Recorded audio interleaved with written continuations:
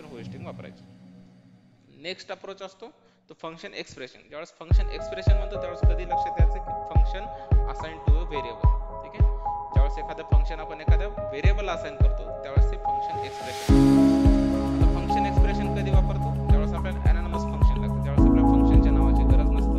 ठीक आहे, होस्टिंगची गरज नसते, त्यावेळेस आपण फंक्शन एक्सप्रेशन वापरायचं. हे फंक्शन एक्सप्रेशन मोस्टली ज्यावेळेस आपल्याला एनॉनिमस फंक्शन ज्याला फंक्शनचं नाव देण्याची गरज नाही, फंक्शन कीवर्ड वापरण्याची गरज नाही, डायरेक्टली आपण आपलं फंक्शन लिहू शकतो आणि ते फंक्शन डायरेक्टली एका व्हेरिएबलला असाइन करू शकतो. आणि ते व्हेरिएबल आपण कुठे एखाद्या परत दुसऱ्या एखाद्या फंक्शनला पास करणं किंवा एखाद्या कधी कुठे कॉल करणं यासाठी ऍक्टिव्हिटीसाठी आपण त्याचा यूज करू शकतो. त्यावेळेस आपण फंक्शन एक्सप्रेशन वापरायचं.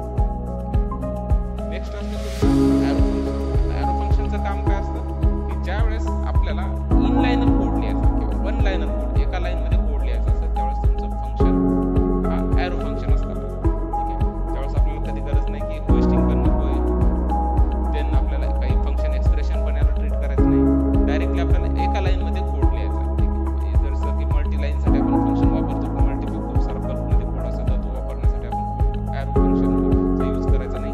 नेमका एरो फंक्शनचा यूज फक्त तुम्हाला सिंगल एक्सप्रेशन करायचं असेल, काही एक्झिक्युशन्स करायचं असेल, सिंगल व्हॅल्यू रिटर्न करायचे असेल तर त्यावेळेस एका लाईन मध्ये जर कोड तुमचा असेल फंक्शनचा तर त्यावेळेस तुम्ही एरो फंक्शन वापरायचं. देन फंक्शन कन्स्ट्रक्टर हा म्हणजे ज्यावेळेस आपण क्लासचं इंट्रोडक्शन झालं की IS6 मध्ये ज्यावेळेस क्लास इंट्रोड्यूस झाला त्यावेळेस आपण फंक्शन एक्सप्रेशन वापरतो किंवा याच्या आधी पण आपण फंक्शन एक्सप्रेशन वापरायचो, सॉरी फंक्शन कन्स्ट्रक्टर वापरायचो. फंक्शन कन्स्ट्रक्टरचा यूज कशासाठी होतो की तुमचं फंक्शन क्रिएट करण्यासाठी.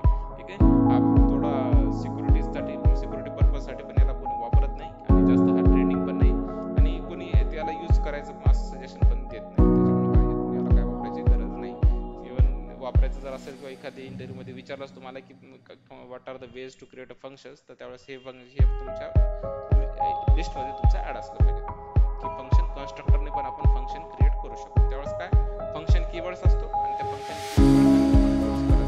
तुमचा न्यू फंक्शन ज्यावेळेस आपण कॉल करणार त्यावेळेस तुमचा नवीन फंक्शन हा बनतो. त्याच्यानंतर ब्रॅकेटमध्ये तुम्ही तुमचा कोड लिहू शकता. या पद्धतीने आपण फंक्शन क्रिएट करू शकतो. देन फंक्शन होस्टिंगची गरज काय? तर फंक्शन होस्टिंग कधी आपण वापरतो? ज्यावेळेस आपल्याला आपली फंक्शनची डिक्लेरेशन हे टॉपला न्यायचं असतं त्यावेळेस आपण फंक्शन होस्टिंग वापरतो. डिक्लेरेशन. ठीक आहे, आता ज्यावेळेस